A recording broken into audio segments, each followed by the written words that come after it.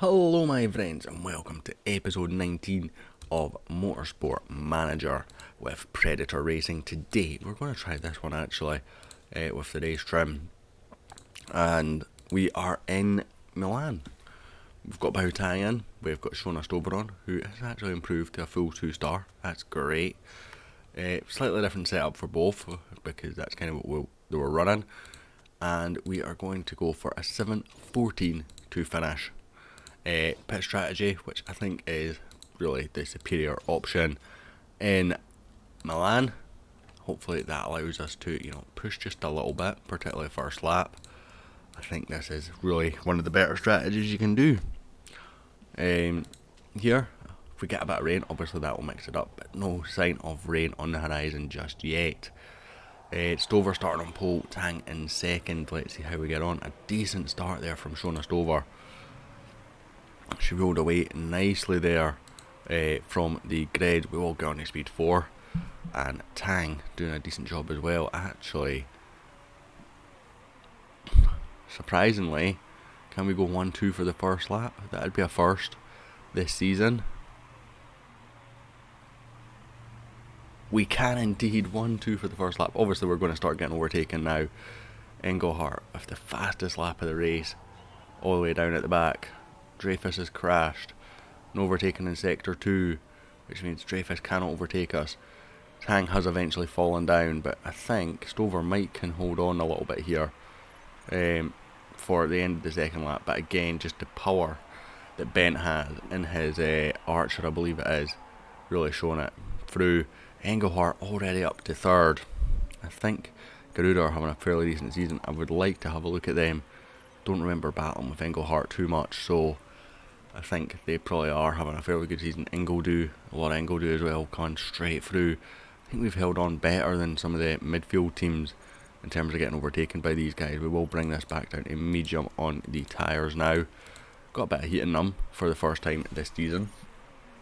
Maybe tyre heating is where we can improve rather than tyre deg, because again, that's maybe worth a bit more. It is definitely the straights that we are struggling on. You can see we just don't have the top speed, and that's another Garuda coming up behind us now. So again, I don't expect to keep that behind us for any length of time. Very frustrating in a way that they didn't get promoted last year, because they are by far the best team at the start in this division. But he's a bit far behind that time. In fact, he's actually lost a place to Sabado, who does the double overtake, which is absolutely crazy. A decent gap here between Tang and Stober as well. We can keep continuing to push on the engine. We do have performance for next season all maxed out now, so that is good.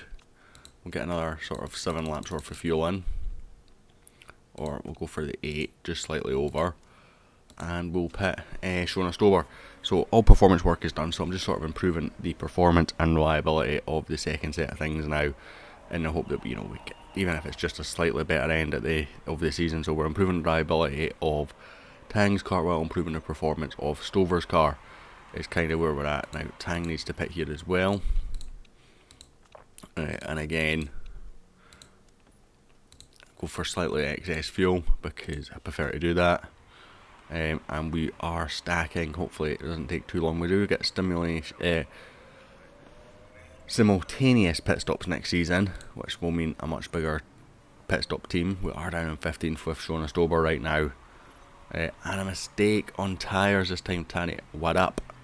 Making the mistake. 2 drivers have crashed, so we are right now running last on track, but we have made our pit stops, so hopefully we can jump a few in the pits.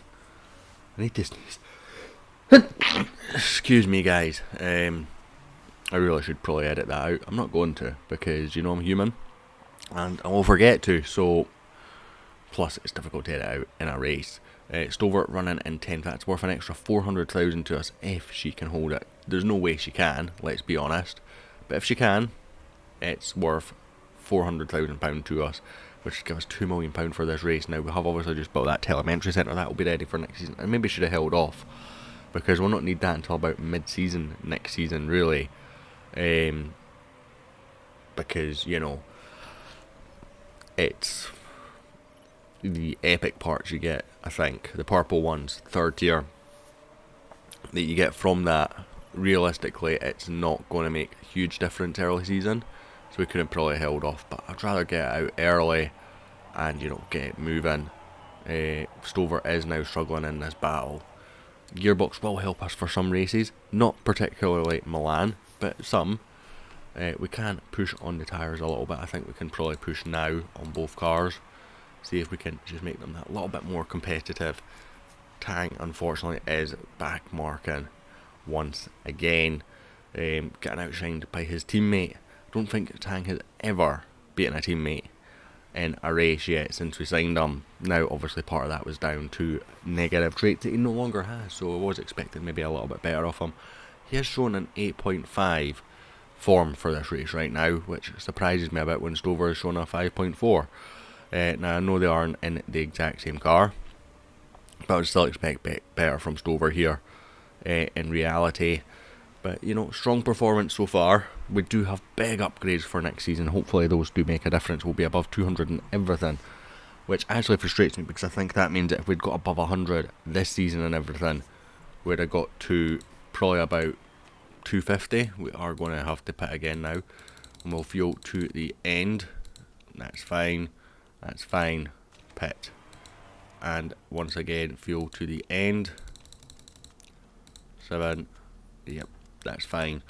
Those brakes holding on a bit more now. Stover. I'm kind of nervous that I went past the pit lane before I got her in there, but I didn't. A mistake, which means Tang might have to stack. Oh no, he doesn't. That's great. Obviously, he did have to stack. It was Callum Ostenderup that made the mistake this time. No mistakes on Tang, so that's good. 16th and 17th, which means that we're last of the ones that are finishing.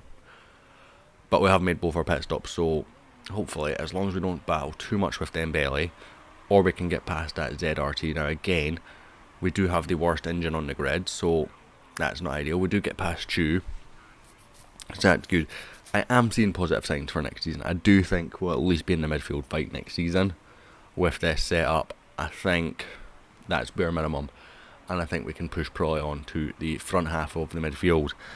This has obviously been a disappointing season. We've made a lot of mistakes in terms of driver choices. Hit a Valdez as well, which is good. In fact, let's get off to pushing on tyres now as well. We've got a fair amount of heat into them. I don't think it'd be too much risk to do anything else now. I think we've got enough fuel. It's whether, but we don't want to run out of tyres before we get to the end of the Grand Prix. And anything below 25% on the tyres is, very risky. And I think once you get to about 15%, they do start to fall off the cliff a little bit. We are keeping Valdez behind. Hopefully we can continue to do that. Again, I'd suspect he's got a very good car on. Well, I say a very good car. A better car under them than Shona Stover in general.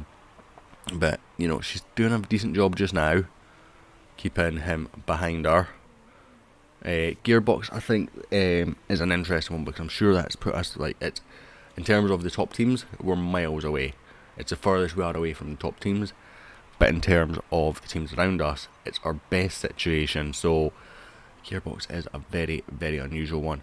Stover is doing just about enough to keep Valdez behind her just now, to hopefully continue to finish 16th. Chu charging behind Valdez to catch up with Stover. So the engine definitely playing a part here in issues regarding how quickly teams are catching us. So we are in the final lap, so got plenty of fuel, overtake, attack. Just try and help keep her ahead of this trio that is catching her behind. And maybe if she's lucky we can catch Dembele, who is really falling back into her grips rather. Whatever way you want to word that. My wording right now is really not good. But 13th is not the worst result in the world. If we'd had a sponsor that was more us friendly, we'd have got some extra money. Unfortunately, we don't have a Predator friendly sponsor, shall we say. But overall, that was a fairly decent race from Shona Stover. I'm happy with that. She got probably about the maximum out of that car just now. As I said, we're going to have that big upgrade next season. We're going to be above 200 and everything, which will make us competitive, or competitive-ish to start with. 2 extra points for the fastest driver in the race. Wow. That's maybe something we need to look at next year. Shona Stover is up to 19. Oh no. Yeah. 19th in the Drivers' Championship. I didn't promise her that, and she got annoyed at me. Excuse me. We are now 50 points behind ZRT, unfortunately. It does show you that they have improved. Kruger and Garuda battling out of the top. Eastwood not far behind as well. Kruger, obviously the team that got relegated last season, so if I am right in thinking, this next race will be Black Sea, and then we will have Vancouver. Now, Black Sea was double points last year, it's not this year. So there's that. Driver form 5.2, that makes no sense to me. Driver form makes very little sense to me. I don't think we've got any markability again. That's us back out of debt after building that building. So that is great. And we will move on to the next episode now, hopefully back tomorrow for that, where we will take on the Black Sea Grand Prix. If you enjoyed this episode, hit like, hit subscribe, and I'll hopefully catch you then.